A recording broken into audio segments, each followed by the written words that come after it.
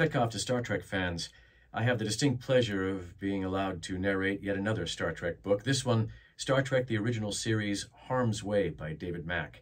Here's an excerpt for you. It's original series, of course, so I figured I might as well deck myself out.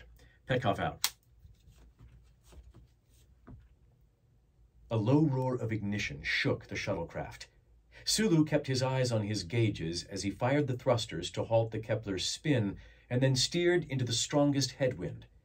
The sudden reversals and competing forces of momentum and acceleration tossed Spock and the rest of the landing party around like ragdolls.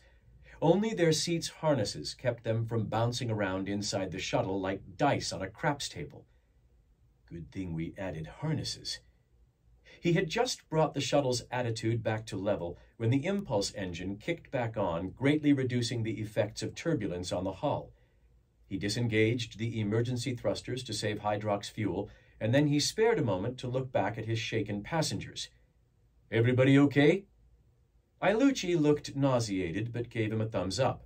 5 by 5, sir." Apparently in shock, Chekhov said, "Define okay." Sulu made a special effort to look over his shoulder at Dr. Babbitts, who was sitting directly behind him. The slender woman was hanging on to her harness's straps for dear life as tears rolled from her squeezed-shut eyes. Worried, Sulu called out, "Doc, you okay?" Babbitts shook her head no and kept her jaw clenched. Sulu poured on the speed and sent the Kepler screaming through a storm head like a duranium bullet.